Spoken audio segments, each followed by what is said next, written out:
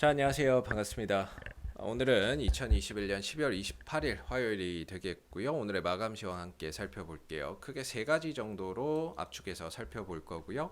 마지막 부분들 항상 관심 있게 보실 텐데 이 세 가지가 스토리적으로 다 연결되어 있으니까요. 끝까지 방송 청취 한 번씩 부탁드리겠고 구독, 좋아요도 한번 부탁드릴게요. 자, 오늘 코스피는 0.69%, 코스닥은 1.59% 양대 지수 모두 상승 마감됐고 수급에서는 외국인들 기관들이 양대 지수에서 모두 이제 매수로 잡히는 모습이었습니다. 수급도 좋았던 모습이네요.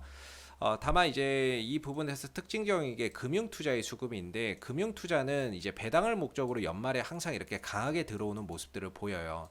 다만 이제 오늘까지 매수를 하게 되면 이제 배당을 받을 수 있고 배당의 목적을 달성을 했기 때문에 29일부터는 강한 어떤 매도로 또 이제 물량이 좀 출회되는 모습을 보일 수 있다. 이 부분들 참고해서 알아두시면 좋을 것 같고요. 이제 종합주가지수 자체는 전체적으로 보면은 이제 박스권 안에 좀 갇혀 있는 그런 이제 모습이다라고 보여지죠. 아래로는 2,900포인트의 어떤 지지 여부가 정말 중요하고요. 여기 밑으로 이제 만약에 깨져버리면은 전체적으로 주가나 이런 부분들의 하방 압력이 거세질 수 있거든요. 그래서 앞으로도 2,900포인트의 지지 여부가 좀 중요하고 그 다음에 위로 높게 보면 이제 한 3,300포인트 정도인데 뭐 이 부분들을 가기 전에 앞서서 3,100포인트, 3,200포인트 그 구간마다 또 이제 단기적인 어떤 이제 저항대나 매물대가 또 대기를 하고 있는 부분들입니다. 그래서 점차 이제 상승폭을 조금씩 이제 확장을 해 간다라고 하면은 다음번에 이제 한 3,100포인트에서 좀 저항을 받을 수 있다라는 거 우리가 좀 예상을 해볼 수 있고요. 그렇기 때문에 뭐 단기간에 이렇게 급등을 보인다기보다는 상승과 조정을 통해서 점차 어떤 이제 매물 소화나 이런 것들을 이 구간의 매물 소화를 하면서 가는 그런 이제 모습들이 나올 수 있는 거죠.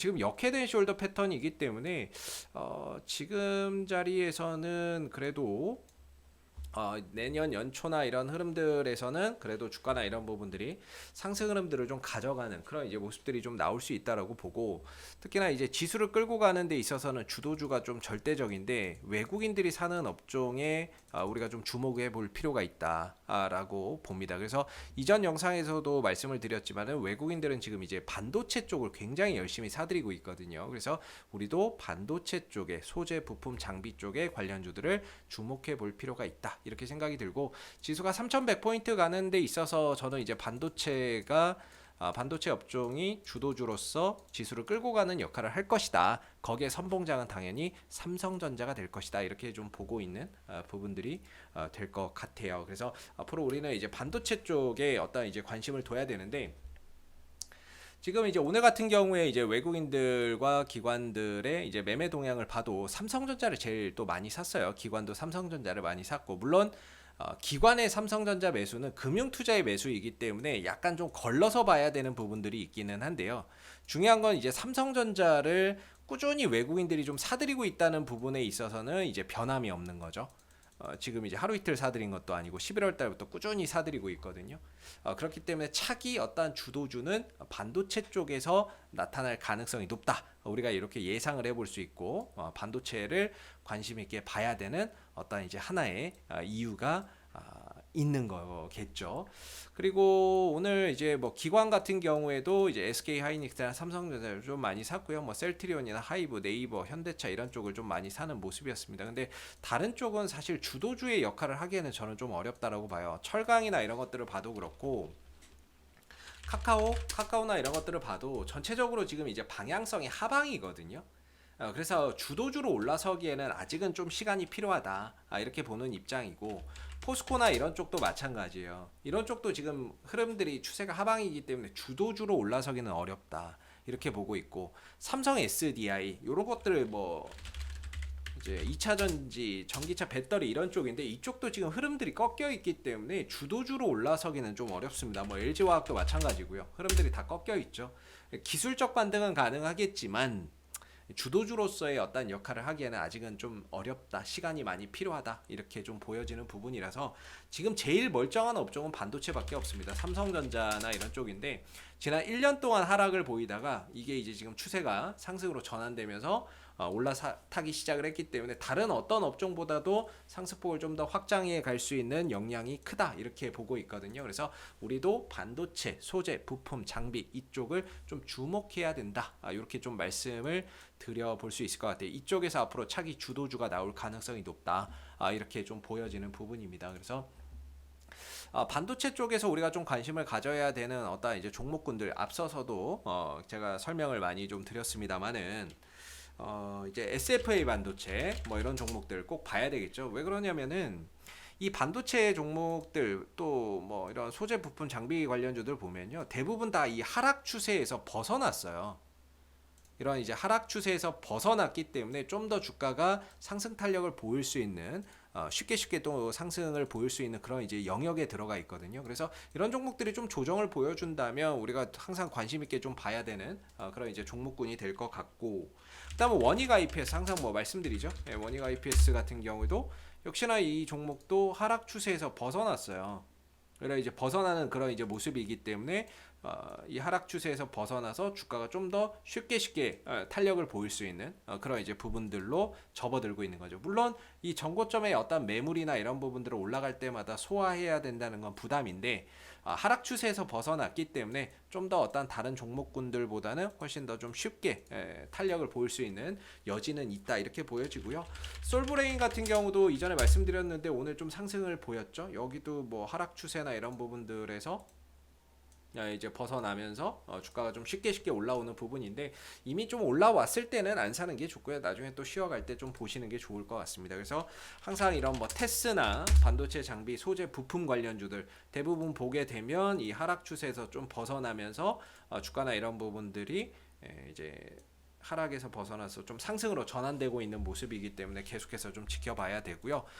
좀 이런 쪽을 공부해 보시면 좋을 것 같아요. 한양 ENG나 이런 쪽도 마찬가지죠. 역시나 이제 오랜 어떤 하락 흐름에서 벗어나서 추세 전환을 이뤄냈기 때문에 이런 것들은 조정 시에는 항상 좀 관심 있게 봐야 되는 어떤 이제 종목군이 아닌가 이렇게 좀 생각이 듭니다. 그래서 반도체 장비 소재 부품주들 꼭 눈여겨서 보시고요.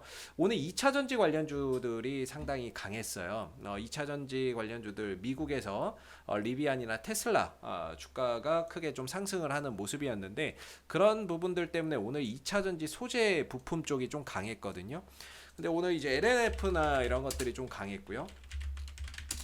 LNF나 이런 것들도 강했고 에코프로비엠 이런 종목들이 좀 강한 상승 흐름들을 보이는 부분이었어요. 그래서 뭐 사실 뭐 많이 간 종목들도 있고 아직 못 가고 가려고 자리를 잡고 있는 종목도 있는데 2차 전지 부품 쪽에서 지금 좀 자리를 잘 잡고 있는 게 신흥 SEC가 아닌가 싶습니다.